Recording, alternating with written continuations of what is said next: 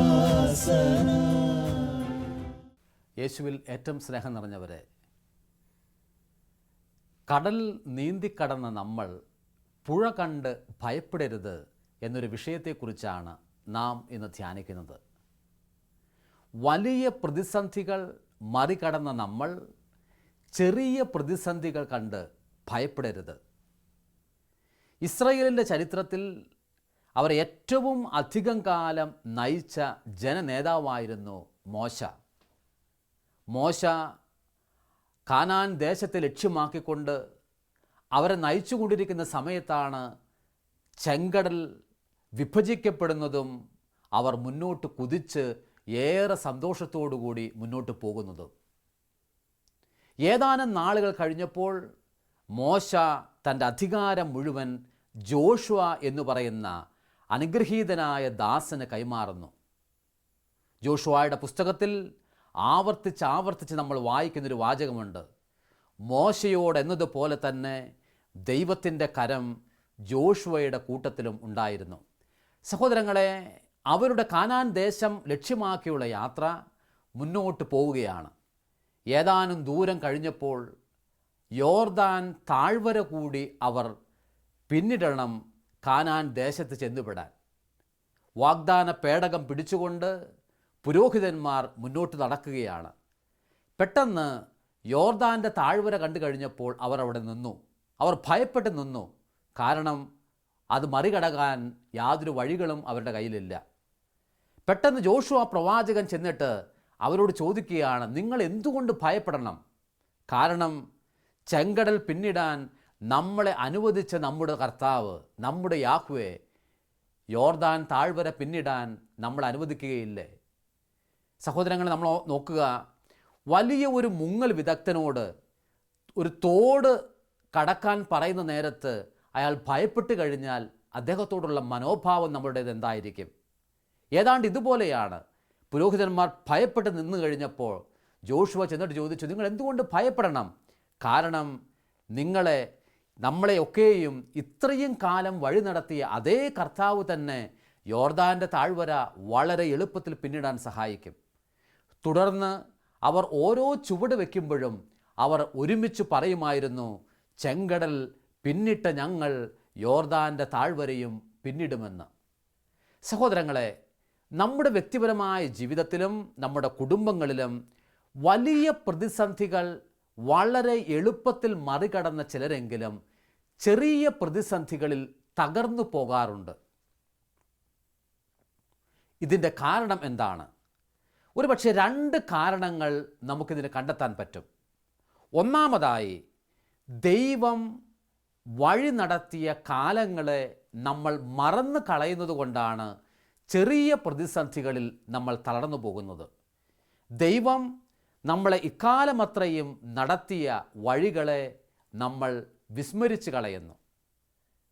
നിയമാവർത്തന പുസ്തകം 8-ാമത്തെ അധ്യായത്തിൽ 12 മുതലുള്ള വാചകങ്ങളിൽ ദൈവത്തിൻ്റെ പരിശുദ്ധാത്മാവ് ആവർത്തിച്ച് പറയുന്നുണ്ട്, നിങ്ങൾക്ക് ഭക്ഷണം ധാരാളമായി ലഭിക്കുകയും സുഖകരമായ ഭവനം ലഭിക്കുകയും ആടുമാടുകളും സമ്പൽ സമൃദ്ധിയും ആവശ്യത്തിലധികം വെള്ളിയും സ്വർണവും നിങ്ങളുടെ ഭവനങ്ങളിൽ കുമിഞ്ഞു കൂടുകയും ചെയ്തപ്പോൾ 40 സംവത്സരങ്ങൾ മരുഭൂമിയിലൂടെ വഴി നടത്തിയ നിങ്ങളുടെ ദൈവത്തെ, നിങ്ങളുടെ പരിശുദ്ധനായ കർത്താവിനെ നിങ്ങൾ വിസ്മരിച്ച് കളയാതിരിക്കാൻ പ്രത്യേകം സൂക്ഷിച്ചു കൊള്ളണമെന്ന്. സഹോദരങ്ങളെ, സമൃദ്ധിക്കൊപ്പം നമ്മളിൽ കടന്നു വരുന്ന വലിയൊരു പ്രതിസന്ധിയാണ് അവയെ ദാരിദ്ര്യത്തിൻ്റെ കാലത്തെക്കുറിച്ചുള്ള ഓർമ്മകൾ പോലും മാറിപ്പോകും. ആ കാലയളവിൽ ദൈവം നമ്മളെ എങ്ങനെ നയിച്ചുവെന്ന് നമ്മൾ മറന്നുപോകും. നിയമാവർത്തന പുസ്തകം 8-ാമത്തെ അധ്യായം 6 മുതലുള്ള വാചകങ്ങളിൽ ദൈവത്തിൻ്റെ പരിശുദ്ധാത്മാവ് പറയുകയാണ്, കഷ്ടതയുടെ കാലങ്ങളിൽ ദൈവം നിങ്ങളെ എങ്ങനെ വഴി നടത്തിയെന്നും അടിമത്തത്തിൻ്റെ ദേശമായ ഈജിപ്തിൽ നിന്ന് ദൈവം നിങ്ങളെ എങ്ങനെ പുറത്തു കൊണ്ടുവന്നു എന്നുള്ള കാര്യവും നിങ്ങൾ ഒരിക്കലും മറന്നു കളയരുത്. സഹോദരങ്ങളെ, പലപ്പോഴും ചെറിയ പ്രതിസന്ധികളിൽ നമ്മൾ തളർന്നും തകർന്നും വീഴാനുള്ള കാരണം കഴിഞ്ഞ കാലങ്ങളിൽ ദൈവം നമ്മളെ വഴി നടത്തിയത് സൗകര്യപൂർവം നമ്മൾ വിസ്മരിച്ച് കളയുന്നു. ഇത് വ്യക്തിപരമായ ജീവിതത്തിൽ, പ്രത്യേകിച്ചും ഭൗതികമായ മേഖലയിലും ആത്മീയമായ മേഖലയിലും ഒരുപോലെ ഇത് സംഭവിക്കാം. ഏതാനും വർഷങ്ങൾക്ക് മുമ്പ് വളരെയധികം ദാരിദ്ര്യത്തിലൂടെ കടന്നു പോകുന്നൊരു കുടുംബം ഒരുപാട് കഷ്ടപ്പെട്ട് മക്കളെ പഠിപ്പിക്കുകയും ഒരുപാട് അധ്വാനിച്ച് പ്രായം വരുന്നതിന് മുമ്പ് തന്നെ, പ്രായത്തിലെത്തുന്നതിന് മുമ്പ് തന്നെ ജോലിക്ക് പോകാൻ ഇടവരികയൊക്കെ ചെയ്തിരിക്കുന്നൊരു കുടുംബം. നാളുകൾ കഴിഞ്ഞപ്പോൾ അവർക്കെല്ലാം വിദേശ രാജ്യങ്ങളിൽ ജോലി കിട്ടി, ധാരാളം സമ്പത്തുണ്ടായി, സമൃദ്ധിയുണ്ടായി. ഒരു വീട്ടിൽ തന്നെ 4, 5, 6 കാറുകളൊക്കെ പാർക്ക് ചെയ്തിരിക്കുന്നു. ഇങ്ങനെ ഇരിക്കെയാണ് കേരളത്തിന് പുറത്ത് ഒരു വിദേശ രാജ്യത്ത് സാമ്പത്തികമായ ഒരു റെസഷൻ ഉണ്ടാകുന്നു, സാമ്പത്തികമായ ഒരു മാന്ദ്യം. പെട്ടെന്ന് ജോലി ഒരുപാട് പേരുടെ നഷ്ടപ്പെടുന്നു. ജോലി നഷ്ടപ്പെട്ടപ്പോൾ ആ വീട്ടിലെ ഒരു മകൻ്റെയും ഒരു സഹോദരൻ്റെയും ജോലി നഷ്ടപ്പെടുന്നു. അവൻ വീട്ടിലേക്ക് വരുന്നു. പെട്ടെന്ന് അവരുടെ താളം തെറ്റി, പെട്ടെന്ന് അവരുടെ ക്രമങ്ങൾ തെറ്റി. അവർ ചിന്തിക്കാൻ തുടങ്ങി, ജോലിയില്ലാതെ ഇവിടെ കഴിഞ്ഞിട്ട് എന്താണ് പ്രയോജനമുള്ളത്? ഭാര്യയെ ആശ്രയിച്ച് കഴിയുന്നത് ഒരിക്കലും ശരിയാവുകയില്ല. പെട്ടെന്ന് എന്താണ് ചെയ്തത്? ഒരു മകനെയും കൂട്ടിക്കൊണ്ട് 2 പേര് കൂടി ആത്മഹത്യക്ക് ശ്രമിക്കുകയാണ്. 2 പേര് കൂടി ആത്മഹത്യക്കുള്ള ക്രമങ്ങളെല്ലാം ഒരുക്കി. പിന്നീട് അവർ ആത്മഹത്യ ചെയ്യാനും അവർക്ക് മരിക്കാനും പറ്റിയില്ലെങ്കിൽ കൂടിയും സഹോദരങ്ങളെ, പിന്നീട് ഇത് കണ്ടു കഴിഞ്ഞപ്പോൾ അവർക്ക് ജന്മം കൊടുത്ത മകന് ജന്മം കൊടുത്ത ആ അമ്മ പറയുകയാണ്, സത്യത്തിൽ ഒരു കാറ് വിറ്റാൽ മതി ഇവരുടെ ബാധ്യതകൾ മുഴുവൻ തീരാൻ. 1, 2 കാറ് വിറ്റ് കഴിഞ്ഞാൽ ബാധ്യതകൾ തീരാവുന്ന കാര്യമേ ഉള്ളൂ. ഈ ഒരു കുഞ്ഞു കാര്യം വന്ന് ജോലി നഷ്ടപ്പെട്ട സമയത്ത് ആത്മഹത്യയെക്കുറിച്ച് ചിന്തിക്കാൻ വിധത്തിൽ എന്തുകൊണ്ടാണ് ഇവർ അധപതിച്ചു പോയത്? സഹോദരങ്ങളെ, ഇതിനേക്കാൾ വേദനയുള്ള ഒരു പൂർവ്വകാലം അവർക്കുണ്ടായിരുന്നു. ഭക്ഷിക്കാൻ ഇല്ലാതിരുന്നൊരു പൂർവ്വകാലം അവർക്കുണ്ടായിരുന്നു. പ്രായം വരുന്നതിന് മുമ്പേ മറ്റുള്ളവരുടെ വാഹനങ്ങൾ കഴുകി കിട്ടുന്ന കൊച്ചു പൈസ കൊണ്ട് ജീവിതത്തിൻ്റെ 2 അറ്റങ്ങൾ കൂട്ടിമുട്ടാനായിട്ട് ശ്രമിക്കുന്ന ഒരു കാലം അവർക്കുണ്ടായിരുന്നു. ആ കാലയളവിൽ ദൈവത്തെ അവർ ഒരുപാട് ആശ്രയിച്ചിരുന്നു. എന്നാൽ സമൃദ്ധിയുടെ കാലമായപ്പോൾ അവർ ദൈവം നടത്തിയ കാലങ്ങളെ മറന്നു കളഞ്ഞു. സഹോദരങ്ങളെ, നമ്മൾ ഓർക്കണം, ഇസ്രായേലിൻ്റെ ജീവിതത്തിൽ ഏറ്റവും മനോഹരമെന്ന് പറയപ്പെടുന്ന കാലഘട്ടം ന്യായാധിപന്മാരുടെയും രാജാക്കന്മാരുടെയും സ്വാധീനത്തിൽ സമൃദ്ധിയിൽ കഴിഞ്ഞ കാലഘട്ടമല്ല. ഇസ്രായേലിൻ്റെ ജീവിതത്തിൽ ഏറ്റവും മനോഹരമായ കാലഘട്ടം കാനാൻ ദേശത്ത് അവർ ചെന്നുപെട്ട കാലഘട്ടവുമല്ല. അവരുടെ ജീവിതത്തിലെ ഏറ്റവും മനോഹരമായ കാലഘട്ടം 40 സംവത്സരങ്ങൾ കഷ്ടതയിലൂടെ മരുഭൂമിയിലൂടെ അവർ നടന്നുപോയ കാലഘട്ടമാണ്. കാരണം ആ സമയത്ത് മേഘസ്തംഭമായും അഗ്നിസ്തംഭമായും ദൈവം കൂട്ടത്തിലുണ്ടായിരുന്നു. ദൈവത്തെക്കുറിച്ച് ചിന്തിക്കാതെ ഒരു നിമിഷം പോലും കടന്നു പോവുകയില്ലായിരുന്നു. എന്തുകൊണ്ടാണ്? വലിയ കടൽ വളരെ എളുപ്പത്തിൽ നീന്തിക്കടന്ന നമ്മൾ ചെറിയ തോടുകളിൽ മുങ്ങി മരിക്കാൻ ഇടവരുന്നത്. ദൈവം നമ്മളെ വഴി നടത്തിയ നമ്മുടെ പൂർവ്വകാലങ്ങളെ സൗകര്യപൂർവ്വം വിസ്മരിച്ചു കളയുന്നു എന്നുള്ളതാണ്. ഇത് ഭൗതികമായ ജീവിതത്തിൽ മാത്രമല്ല, ആത്മീയമായ മേഖലയിലും ഇങ്ങനെ തന്നെയാണ്. വർഷങ്ങൾക്ക് മുമ്പ് 1915 ഫ്രാൻസിൽ ജനിച്ച ഒരു വ്യക്തി, തോമസ് മെർട്ടൺ എന്നാണ് അദ്ദേഹത്തിൻ്റെ പേര്. അദ്ദേഹം ഫ്രാൻസിൽ ജനിച്ച് ഒരുപാട് പഠനങ്ങളെല്ലാം നടത്തി. യൂണിവേഴ്സിറ്റി പഠനകാലത്ത് ഒരുപാട് മോശപ്പെട്ട ബന്ധങ്ങളിലെല്ലാം കുടുങ്ങി. അങ്ങനെ ഇരിക്കെയാണ് വിശുദ്ധ അഗസ്റ്റിൻ എഴുതിയ കൺഫെഷൻസ് എന്ന് പറയുന്ന, കുംഭസാരം എന്ന് പറയുന്ന പുസ്തകം വായിക്കുന്നത്.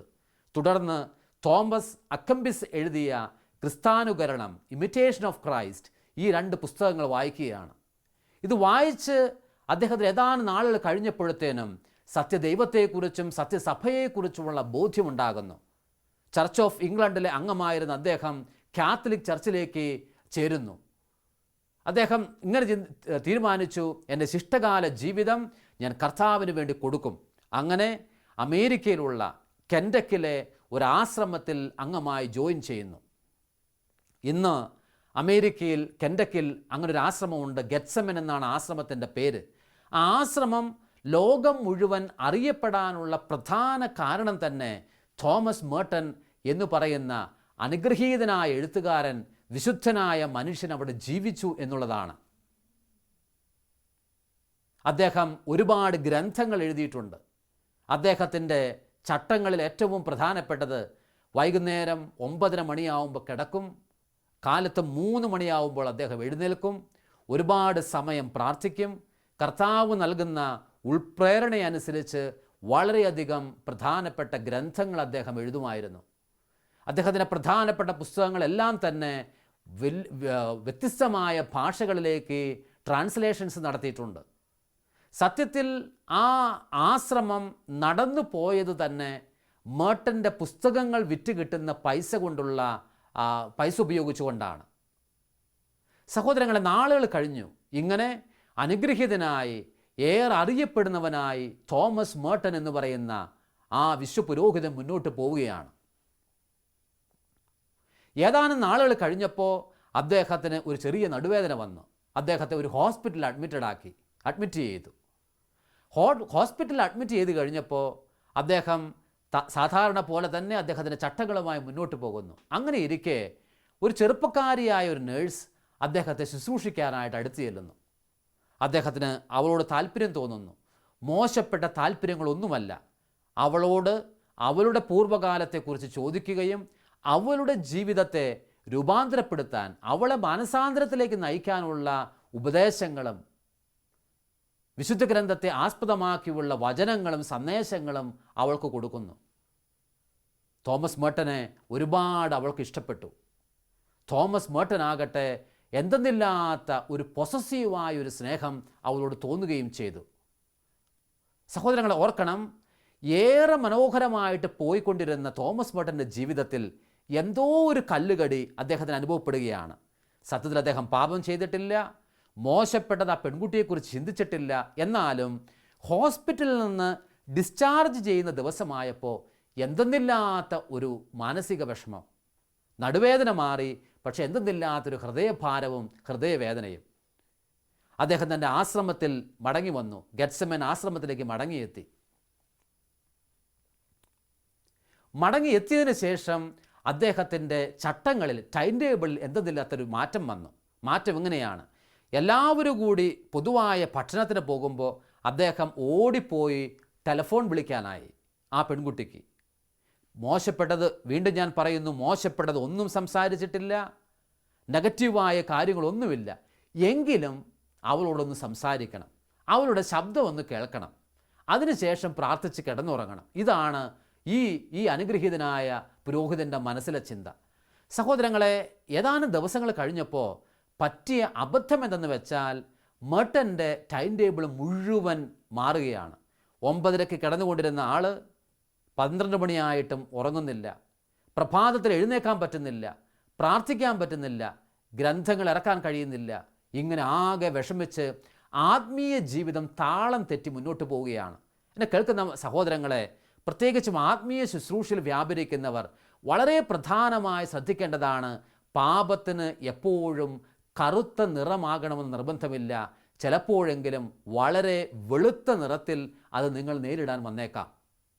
നമുക്ക് മനസ്സിലാക്കാൻ പറ്റാത്ത വിധത്തിൽ ഒരുപക്ഷെ സ്നേഹത്തിൻ്റെയും കരുണയുടെയും ഭാവത്തിൽ പോലും അത് നമ്മളിലേക്ക് കടന്നു വന്നേക്കാം.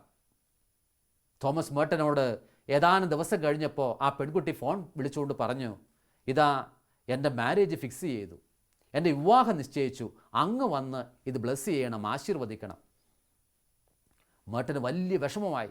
എങ്കിലും സഹോദരി വിളിച്ചതല്ലേ, അതുകൊണ്ട് അവിടെ ചെന്നു, പള്ളിയിൽ ചെന്ന് വിവാഹം ആശീർവദിക്കാനായിട്ട് നിൽക്കുകയാണ്. വിവാഹ ആശീർവാദം കഴിഞ്ഞ് വളരെ പെട്ടെന്ന് ആ ജീവിത പങ്കാളിയെ കണ്ട് ഒന്ന് വിഷ് ചെയ്യാൻ പോലും തയ്യാറാകാതെ പെട്ടെന്ന് മടങ്ങാനായിട്ട് അദ്ദേഹം ഒരുങ്ങുകയാണ്. കാരണം ഉള്ളിൽ ആ ഒരു ഹൃദയവേദനയും ഒരു ഹൃദയഭാരവും ഉള്ളതുകൊണ്ട്. സഹോദരങ്ങളെ, പെട്ടെന്ന് തന്നെ ഈ പെൺകുട്ടി ഓടി വന്ന് മേർട്ടനോട് പറഞ്ഞു, അല്ലയോ, അങ്ങ് ഉണ്ടായതുകൊണ്ടാണ് സത്യത്തിൽ താളം തെറ്റി എല്ലാ കാലത്തേക്കുമായി നശിക്കപ്പെടാൻ സാധ്യതയുണ്ടായിരുന്ന എൻ്റെ ജീവിതത്തെ വീണ്ടെടുത്തത് അങ്ങാണ്. അതുകൊണ്ട് അങ്ങയോടുള്ള കടപ്പാട് എനിക്ക് പറഞ്ഞാൽ തീരില്ല എന്ന് പറഞ്ഞ് ആശ്ലേഷിക്കുകയാണ്. ഇത് കഴിഞ്ഞ് മേർട്ടൻ മടങ്ങിപ്പോകുമ്പോൾ മേർട്ടൻ തൻ്റെ ഉള്ളിൽ തന്നോട് തന്നെ പറയുകയാണ്, സത്യത്തിൽ ആ പെൺകുട്ടിയുടെ താളം തെറ്റിയത് അവൾക്ക് വീണ്ടെടുക്കാൻ പറ്റി. അവൾ വീണ്ടെടുത്തപ്പോൾ നഷ്ടമായത് എൻ്റെ താളമാണ്, എൻ്റെ താളം തെറ്റി. അദ്ദേഹം വീട്ടിൽ ചെന്നു, അദ്ദേഹത്തിൻ്റെ ആശ്രമത്തിൽ ചെന്നു. രാത്രി 12 മണിയായിട്ടും ലൈറ്റ് ഓഫാക്കുന്നില്ല, കിടന്നുറങ്ങുന്നില്ല. സഹോദരങ്ങളെ, മേട്ടൻ അങ്ങോട്ടും ഇങ്ങോട്ടും നടക്കുകയാണ്. മേട്ടൻ ആകപ്പാടെ വിഷമം. ദൈവവുമായുള്ള ബന്ധം തെറ്റിപ്പോയോ, എനിക്ക് എവിടെയാണ് ഇടറിപ്പോയത് എന്ന് ഓർത്തുകൊണ്ട് മേട്ടൻ ആകെ വിഷമിക്കുകയാണ്. അങ്ങനെ നോക്കുമ്പോൾ മറ്റൊരു മുറിയിൽ, ആശ്രമത്തിലെ വേറൊരു മുറിയിൽ ലൈറ്റ് കണ്ടു. ഒരു ചെറുപ്പക്കാരനായ വൈദികൻ്റെ, ഒരു സന്യാസ വൈദികൻ്റെ മുറിയാണ്. ആ മുറിയിലേക്ക് ചെന്ന് വാതിക്ക മുട്ടി, വാതിൽ തുറന്നു. ചെറുപ്പക്കാരൻ വന്ന് ചോദിച്ചു, ഇതെന്താണ്, മേട്ടനാണ് വന്നിരിക്കുന്നത്, തോമസ് മേട്ടനാണ് വന്നിരിക്കുന്നത്. കാരണം അത്ഭുത ജീവിയായിട്ടാണ് അദ്ദേഹത്തെ കാണുന്നത്. കാരണം ലോകം മുഴുവൻ അറിയപ്പെടുന്ന വ്യക്തിയാണ് അദ്ദേഹം. ഒരു മിസ്റ്റിക്കാണ്, ശ്രദ്ധേയനായ എഴുത്തുകാരനാണ്. അങ്ങ് എൻ്റെ മുറിയിലേക്ക് വരികയാണോ എന്ന് ചോദിച്ചു. സഹോദരങ്ങളെ, നോക്കുമ്പോൾ ചെറുപ്പക്കാരനായ വൈദികൻ തോമസ് മേട്ടൻ എഴുതിയ പുസ്തകം വായിച്ച് കർത്താവിന് ആരാധനകൾ അർപ്പിച്ചുകൊണ്ടിരിക്കുന്ന സമയമാണ്. മേട്ടൻ പറഞ്ഞു, എനിക്കിത് കുമ്പസാരിക്കണം. അങ്ങയെ കുമ്പസാരിപ്പിക്കാനോ? എന്തായിരുന്നാലും മുട്ടുകുത്താൻ പറഞ്ഞു. വിഷയങ്ങൾ സംസാരിച്ചു. കൺഫഷൻ കഴിഞ്ഞു. ഏതാനും സമയം സംസാരം തുടങ്ങി. സംസാരിച്ചപ്പോൾ തോമസ് മേട്ടൻ പറഞ്ഞു, എൻ്റെ താളം തെറ്റി. എനിക്ക് എവിടെയാണ് താളം തെറ്റിയതെന്ന് അറിയില്ല. എനിക്കിപ്പോൾ പ്രാർത്ഥിക്കാൻ പറ്റുന്നില്ല, എഴുതാനായിട്ട് പറ്റുന്നില്ല. ചെറുപ്പക്കാരനായ ആ സന്യാസ സഹോദരൻ ഇങ്ങനെ പറഞ്ഞു, അല്ലയോ തോമസ് മേട്ടൻ, അങ്ങയെ കണ്ടാണ് ഞങ്ങൾ പ്രാർത്ഥിച്ച് വളർന്നത്. അങ്ങ് എഴുതുന്നത് പോലെയാണ്, എഴുതിയ വാക്കുകൾ ആവർത്തിച്ച് ഉരുവിട്ടാണ് ഞങ്ങൾ ദൈവത്തെ ആരാധിച്ചുകൊണ്ടിരിക്കുന്നത്. അങ്ങ് ആരാണെന്നും അങ്ങയെ ദൈവം എങ്ങനെ ഇത്രത്തോളം ഉയർത്തി വഴി നടത്തി എന്നുള്ള പൂർവ്വ കാര്യങ്ങൾ അങ്ങ് മറന്നു കളയുന്നത് കൊണ്ടല്ലേ അങ്ങയുടെ ജീവിതത്തിൻ്റെ താളം തെറ്റുന്നത്. സഹോദരങ്ങളെ, സത്യത്തിൽ ആ ചെറുപ്പക്കാരനായ വൈദികൻ സ്നേഹപൂർവം അദ്ദേഹത്തിൻ്റെ പഴയകാല ജീവിതത്തിൽ അദ്ദേഹം ഇന്നോളം എത്തിയ മുള്ളുകളിലൂടെ നടന്ന് ഈ മനോഹരമായ വീഥിയിലേക്ക് പ്രവേശിച്ച കഥകൾ ഓർമ്മിപ്പിച്ചു കൊടുത്തപ്പോഴാണ് നഷ്ടപ്പെടാൻ ഇടയുണ്ടായിരുന്ന അദ്ദേഹത്തിൻ്റെ ജീവിതത്തെ വീണ്ടെടുക്കാൻ അദ്ദേഹത്തിന് കഴിഞ്ഞത്. തോമസ് മേട്ടൻ അനുഗ്രഹീതനായി മാറുന്നത്. ആത്മീയ ജീവിതത്തിൽ പോലും ചെങ്കടൽ പിന്നിട്ട പലരും യോർദാൻ്റെ താഴ്വരയിൽ മുങ്ങി മരിക്കാനുള്ള സാധ്യതയുണ്ടെന്ന് എന്നെ കേൾക്കുന്ന സഹോദരങ്ങളെ നമ്മൾ ഓർക്കണം. ഏറ്റവും വലിയ തീരുമാനങ്ങളെടുത്ത് കർത്താവിൻ്റെ പിന്നാലെ പോകുന്നവർ പോലും ഒരുപക്ഷേ വലിയ കടലിലാകണമെന്നില്ല നമ്മൾ മുങ്ങിച്ചാവുന്നത്. പക്ഷേ വളരെ ചെറിയ തോടുകളിൽ നമ്മളെ കാത്തിരിക്കുന്നുണ്ട് അപകടം. തിന്മയുടെ ദൂതന്മാർ അവിടെ വീഴ്ത്താൻ കാത്തിരിക്കുന്നുണ്ട് എന്ന് നമ്മൾ ഓർക്കണം. അപ്പോൾ ഭൗതിക മേഖലയിൽ നമ്മൾ വീഴാം, ആത്മീയ മേഖലയിൽ വീഴാം. ഇനി സന്യാസ പൗരോഹിത്യ ജീവിതത്തിൽ സമർപ്പിക്കപ്പെട്ടിരിക്കുന്നവർക്കും വീഴ്ചകൾ പറ്റാം. അടുത്തയിടെ ഒരു സിസ്റ്റർ പറഞ്ഞ വാക്കുകൾ ഞാൻ ഓർക്കുന്നു. അവർ പറയുകയാണ്, സത്യത്തിൽ എന്തുമാത്രം റാഡിക്കലായൊരു സമർപ്പണമാണ് ഞാൻ നടത്തിയത്. എൻ്റെ വീട്ടിലെ ഏക മകളായിരുന്നു ഞാൻ. വലിയൊരു ഭൂ ഉടമയുടെ ഏകപ്പെട്ട മകളായിരുന്നു ഞാൻ സഭയിൽ കൂടിയപ്പോൾ പത്രമാസികൾ എന്നെ കുറിച്ച് എഴുതി. കാരണം എൻ്റെ സമർപ്പണം അത്രയും വലുതായിട്ട് പൊതുവായ സെക്കുലർ ലോകത്തിന് പോലും അനുഭവപ്പെട്ടു.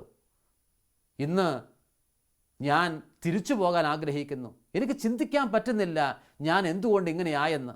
എന്നിട്ട് അവർ പറയുകയാണ്, സുപ്പീരിയറുമായി ബന്ധപ്പെട്ടുണ്ടായ ഒരു കൊച്ചു വഴക്കാണ് സന്യാസ സമൂഹത്തിൽ നിന്നും പിന്തിരിഞ്ഞു പോകാൻ എന്നെ പ്രേരിപ്പിക്കുന്നത് എന്ന്. എന്തായിരുന്നാലും ആ സിസ്റ്റർ തുടർന്നും ഇന്നും സന്യാസ സമൂഹത്തിൽ തുടരുന്നുണ്ട്. എങ്കിലും സഹോദരങ്ങളെ, ഞാൻ പറയുന്നത്, എന്തുകൊണ്ടാണ് മുള്ളുകളിലൂടെ നടന്നുപോയി മഹാസമർപ്പണം നടത്തിയ ഒരു വ്യക്തി ഒരു സുപ്പീരിയറുമായി ബന്ധപ്പെട്ട ബന്ധത്തിൽ ഒരു ചെറിയ കുറവ് വരുമ്പോൾ, ഒരു ചെറിയ വീഴ്ച വരുമ്പോൾ ജീവിതത്തിൻ്റെ മുഴുവൻ താളം തെറ്റിപ്പോകുന്നത്? ഏറ്റവും പ്രധാനപ്പെട്ട കാരണം നമ്മൾ പഴയ കാലത്തെക്കുറിച്ച് ഓർക്കുന്നില്ല. നമ്മൾ നടത്തിയ കാൽവെപ്പുകളെ നമ്മൾ മറന്നുപോകുന്നു. നമ്മൾ നിർണായകമായി ദൈവത്തിന് വേണ്ടി ജീവിക്കാൻ വേണ്ടി എടുത്ത തീരുമാനങ്ങളെ നമ്മൾ മറന്നുപോകുന്നു. നമ്മുടെ ആദ്യ സ്നേഹം നമ്മൾ കൈവിട്ടു പോകുന്നു. ആദ്യമായി ദൈവവുമായി ഐക്യപ്പെട്ട് നമ്മൾ ഇറങ്ങിത്തിരിച്ച വഴികളെ നമ്മൾ മറന്നുപോകുന്നു. അതുകൊണ്ട് കഷ്ടതയിലല്ല നമ്മൾ വീണു പോകുന്നത്, സമൃദ്ധിയിലാണ്. അതുകൊണ്ട് ദൈവം നയിച്ച വഴി നടത്തിയ കാലങ്ങളെ നമ്മൾ വീണ്ടും ഓർക്കണം. ഒപ്പം നമ്മൾ ഓർക്കേണ്ടതാണ്, നമ്മുടെ വിശ്വാസത്തിൽ കുറവുകൾ ഉണ്ടെങ്കിൽ നമ്മൾ അത് പരിഹരിച്ച് കർത്താവിൻ്റെ പിന്നാലെ ഏറെ സ്നേഹത്തോടെ മുന്നോട്ട് പോകാൻ ചേർന്ന് കർത്താവിനോടൊപ്പം ഇരിക്കുകയും വേണം. അതുകൊണ്ട് തുടർന്ന് വരുന്ന ആരാധനയിൽ നഷ്ടപ്പെടാൻ സാധ്യതയുണ്ടായിരുന്ന അല്ലെങ്കിൽ താളം തെറ്റിപ്പോയ ജീവിതത്തെ കർത്താവെ വീണ്ടും താളവും ലയവും വീണ്ടെടുക്കാൻ കൃപ തരണമേ എന്ന് കർത്താവിനോട് നമുക്ക് പ്രാർത്ഥിക്കാം. ദൈവം എല്ലാവരെയും അനുഗ്രഹിക്കട്ടെ.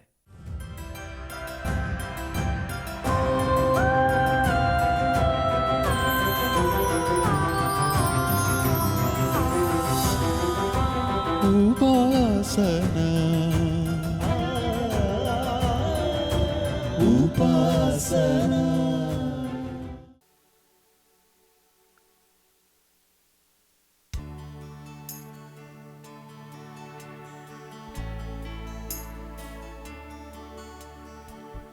പരിശുദ്ധ പരമമാ ദിവ്യകാരുണ്യമേ, എന്നുമെന്നും അങ്ങേക്കാരാധന. പരിശുദ്ധ പരമമാ ദിവ്യകാരുണ്യമേ, എന്നുമെന്നും അങ്ങേക്കാരാധന.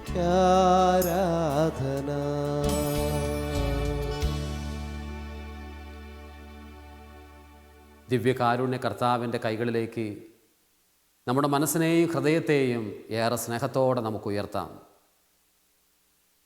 കഴിഞ്ഞ കാലങ്ങളിൽ എത്ര കണ്ട് നമ്മുടെ ദൈവം നമ്മളെ വഴി നടത്തിയെന്ന് സ്നേഹത്തോടു കൂടി നമുക്ക് ഓർക്കാം. പലപ്പോഴും ഞങ്ങളുടെ കർത്താവെ വലിയ പ്രതിസന്ധികളെ എളുപ്പത്തിൽ മറികടന്ന ഞങ്ങൾ ചെറിയ പ്രതിസന്ധികളിൽ തകർന്നു വീഴാറുണ്ട്. പഴയ ഇസ്രായേൽ ജനം മോശയുടെ നേതൃത്വത്തിൽ ചെങ്കടൽ ഏറെ ധൈര്യത്തോടുകൂടി അവർ മറികടന്നു. എന്നാൽ കാലാന്തരത്തിൽ അവരുടെ മുമ്പിലുണ്ടായ ചെറിയ യോർദാൻ വന്നപ്പോൾ അവർ പകച്ചു നിന്നു. ഈശോയെ, പുതിയ ഇസ്രായേലായ ഞങ്ങളും ഇതുപോലെയാണ്. ചിലപ്പോൾ ഞങ്ങൾ പകച്ചു പോകുന്നു. ഒരു ചെറിയ വീഴ്ച വരുമ്പോൾ ഞങ്ങൾ എല്ലാ വിധത്തിലും തകർന്നു എന്ന് കരുതുന്നു. ചില പ്രലോഭനങ്ങളിൽ ഞങ്ങൾ അകപ്പെട്ടു പോയി കഴിയുമ്പോൾ എല്ലാം നശിച്ചു എന്ന് ഞങ്ങൾ കരുതുന്നു. ഓ ദിവ്യകാരുണ്യ യേശുവേ, ഈ സമയം ഈ ശുശ്രൂഷയിൽ പങ്കുപറ്റുന്ന നിൻ്റെ മക്കൾക്ക് വലിയ ഒരു മോചനം കൊടുക്കണമേ, വലിയ ഒരു സൗഖ്യം കൊടുക്കണമേ. നിയമാവർത്തന പുസ്തകം 8-ാം അധ്യായം 14-ാമത്തെ തിരുവചനം നമ്മുടെ ഉള്ളിലേക്ക് നമുക്ക് കൊണ്ടുവരാം. 40 സംവത്സരം മരുഭൂമിയിലൂടെ നിങ്ങളെ ഞാൻ നടത്തിയും വേദനാജനകമായ പ്രതിസന്ധികളിലൂടെ നിങ്ങൾ കടന്നു പോയിട്ടും നിങ്ങളുടെ കാൽമുട്ടുകൾ വിറയ്ക്കാനോ കാലുകളിൽ ഒരു ചെറിയ വിള്ളൽ സംഭവിക്കാനോ ഞാൻ അനുവദിച്ചില്ല എന്ന് നിങ്ങൾ ഓർക്കണം. കർത്താവെ, ഞങ്ങൾ എത്ര കണ്ട് പ്രതിസന്ധികളിലൂടെ നടന്നു നീങ്ങിയാലും അവിടുന്ന് ഞങ്ങളെ കൈകളിൽ താങ്ങുന്നുണ്ട്, അവിടുന്ന് ഞങ്ങളെ വഴി നടത്തുന്നുണ്ട്. കർത്താവെ, ചെറിയ പ്രതിസന്ധികളെ ധൈര്യപൂർവ്വം മറികടക്കാനുള്ള കരുത്ത് നീ ഞങ്ങൾക്ക് തരണമേ. മോശയോട് എന്നതുപോലെ തന്നെ ജോഷുവയുടെ കൂട്ടത്തിലും ഉണ്ടായ ഞങ്ങളുടെ സ്വർഗത്തിലെ പിതാവേ, ഈ കാലയളവിൽ ഞങ്ങളുടെ ജീവിതത്തിലെ മുഴുവൻ പ്രലോഭനങ്ങളെയും മറികടക്കാനുള്ള കരുത്തും ബലവും നിൻ്റെ മക്കൾക്ക് നൽകുന്നതിനായി ഞങ്ങൾ പ്രാർത്ഥിക്കുന്നു. കർത്താവെ, നഷ്ടമായത് മുഴുവൻ ഈ സമയം ഞങ്ങൾ വീണ്ടെടുക്കട്ടെ. അങ്ങയുടെ സ്നേഹത്തിൽ മുഴുവൻ വീണ്ടെടുത്ത് ഞങ്ങൾ മുന്നോട്ട് പോകട്ടെ. അങ്ങയുടെ കാരുണ്യത്തിനായി ഞങ്ങളെ തന്നെ ഒരിക്കൽ കൂടി സമർപ്പിക്കുകയും സ്വാഗതം ചെയ്യുകയും ചെയ്തുകൊണ്ട് ഞങ്ങൾ ഒരുമിച്ച് പ്രാർത്ഥിക്കുന്നു.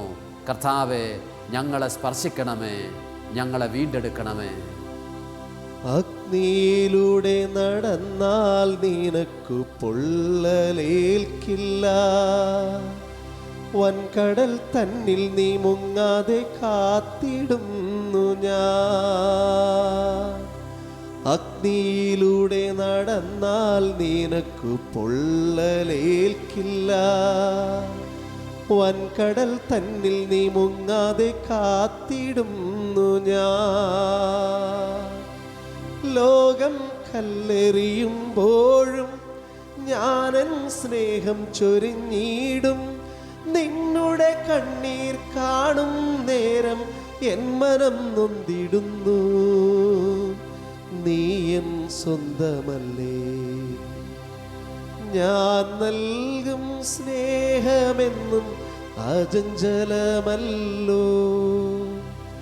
ഞാനെന്നും രക്ഷകനായി കൂടെയുണ്ടല്ലോ.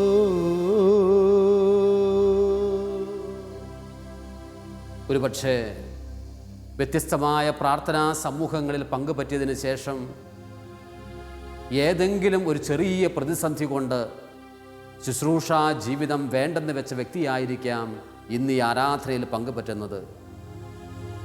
ഏതെങ്കിലും ഒരു വൈദികനുമായി ബന്ധപ്പെട്ട ബന്ധത്തിൽ പറ്റിയ വീഴ്ച മൂലം ഈശോയോടും ദേവാലയത്തോടും നിരന്തരമായ ഒരു സമരം പ്രഖ്യാപിച്ചൊരു വ്യക്തിയായിരിക്കാം നീ, അല്ലെങ്കിൽ നിൻ്റെ കുടുംബത്തിലെ ഒരു അംഗം.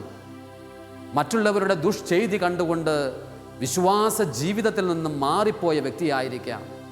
സാമ്പത്തികമായ പ്രതിസന്ധി മൂലം വേദനിക്കുന്നത് കൊണ്ട് ഇനിയും കഷ്ടനഷ്ടങ്ങൾ സഹിച്ച് ദൈവത്തിലേക്ക് നടന്നെടുക്കാൻ കഴിയില്ല എന്ന് ചിന്തിക്കുന്ന വ്യക്തിയായിരിക്കാം.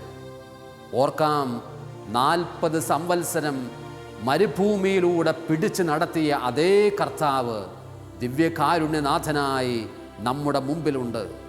നമ്മളെ ബലപ്പെടുത്താൻ അവൻ നമ്മുടെ അടുത്തേക്ക് വരുന്നുണ്ട്. നമ്മളെ ശക്തിപ്പെടുത്തുവാൻ അവിടുന്ന് കടന്നു വരുന്നുണ്ട്. ഒരിക്കലും നമുക്ക് തളരാതിരിക്കാം. അവിടുത്തെ കൈകളിലാണ് നമ്മൾ താങ്ങപ്പെടുന്നത് എന്ന് ഉറച്ചു വിശ്വസിക്കാം. ഓ ദിവ്യകാരുണ്യ കർത്താവേ, ഈ ശുശ്രൂഷയിൽ പങ്കുപറ്റുന്ന നിന്റെ മുഴുവൻ ദൈവമക്കളെയും ഏറെ സ്നേഹത്തോടു കൂടി അങ്ങയുടെ കരങ്ങളിലേക്ക് ഞങ്ങൾ അർപ്പിക്കുന്നു. തളർന്നവരെ ബലപ്പെടുത്തണമേ, തകർന്നവരെ വീണ്ടും ശക്തിപ്പെടുത്തണമേ, വീണു പോയവരെ പിടിച്ചെഴുന്നേൽക്കുവാനുള്ള കൃപയും ശക്തിയും കൊടുത്ത് ഓ കർത്താവെ അനുഗ്രഹിക്കണമേ എന്ന് നമുക്ക് പ്രാർത്ഥിക്കാം. ഇരു കരങ്ങളും ദിവ്യകാരുണ്യ യേശുവിലേക്ക് നീട്ടിപ്പിടിച്ചുകൊണ്ട് സ്നേഹത്തോടെ ചൊല്ലിത്തരുന്ന പ്രാർത്ഥന നമുക്ക് ഒരുമിച്ച് ഏറ്റുചൊല്ലാം. ഓ ദിവ്യകാരുണ്യ യേശുവേ, ഓ ദിവ്യകാരുണ്യ യേശുവേ, തളർന്നുപോയ ഹൃദയങ്ങളെ വീണ്ടെടുക്കുവാൻ ഞങ്ങളുടെ ഇടയിലേക്ക് അവിടുന്ന് കടന്നു വരണമേ. വീണവരെ പിടിച്ചെഴുന്നേൽപ്പിക്കുവാൻ ഞങ്ങളുടെ സമീപത്തിലേക്ക് അവിടുന്ന് കടന്നു വരണമേ. ഓ ദിവ്യകാരുണ്യ യേശുവേ, പ്രതിസന്ധികളിൽ തകർന്നവരെ പിടിച്ചെഴുന്നേൽപ്പിക്കണമേ. കടക്കെടുതിയിൽപ്പെട്ടവരെ പിടിച്ചെഴുന്നേൽപ്പിക്കണമേ. പാപങ്ങളിൽ വീണു പോയവരെ മോചിപ്പിച്ച് എഴുന്നേൽപ്പിക്കണമേ. ഓ ഹല്ലേലൂയ, യേശുവേ ആരാധന, യേശുവേ നന്ദി, യേശുവേ ആരാധന, യേശുവേ മഹത്വം. അമ്മിഞ്ഞ പാൽ നുകരും കുഞ്ഞിനെ അമ്മ മറക്കുമോ? തൻ കുഞ്ഞിനോടവൾ കരുണ കാണിക്കില്ലയോ? അവൾ നിന്നെ മറന്നാലും ഞാൻ നിന്നെ മറക്കില്ല. എൻ കൈവെള്ളയിൽ നിൻ രൂപം ഞാൻ രൂപപ്പെടുത്തുന്നു. നീ എൻ സ്വന്തമല്ലേ, ഞാൻ നൽകും സ്നേഹമെന്നും അചഞ്ചലമല്ലോ. ഞാനെന്നും രക്ഷകനായി കൂടെയുണ്ടല്ലോ. മറക്കില്ലൊരു നാളിലും ഓമനയാം നിന്നെ. മലകളകന്നു പോയാലും കുന്നുകൾ നീറന്നു പോയാലും ഭയപ്പെടേണ്ട, എന്നുടെ സ്നേഹം അകലുകയില്ല. നീ എൻ സ്വന്തമല്ലേ. നമ്മുടെ ഹൃദയങ്ങളിൽ ഈശോയുടെ ആശീർവാദം സ്വീകരിക്കുമ്പോൾ നമുക്ക് ആവർത്തിച്ച് പറയാം, ഞാൻ തനിയെ അല്ല, ഒരു വിശ്വാസി തനിയെ അല്ല. ഒരു വിശ്വാസിയുടെ ചുറ്റും ഒരു വ്യൂഹമുണ്ട്, ദൈവത്തിൻ്റെ വ്യൂഹമുണ്ട്. ഞാൻ തനിയെയല്ല, അതുകൊണ്ട് ഞാൻ ഭയപ്പെടേണ്ടതായിട്ടില്ല. എനിക്ക് ചുറ്റും കാവലായി ഒരു വ്യൂഹമുണ്ട്. ഞാൻ തനിയെയല്ല, എനിക്ക് ചുറ്റും കാവലായി ദൈവത്തിൻ്റെ ഒരു വ്യൂഹമുണ്ട്.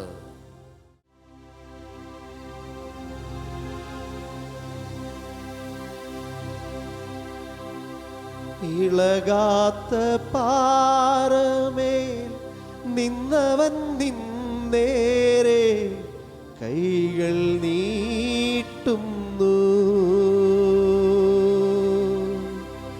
അകലാത്ത വിശ്വാസം ആഞ്ഞു പുൽകിടുവാൻ അവൻ്റെ കൈകളെ ചേർത്തു വയ്ക്കാം. അവൻ്റെ കൈകളെ ചേർത്തു വയ്ക്കാം. ആടിപ്പാടാർന്ന കൈകൾ ആഞ്ഞു പുൽകാം.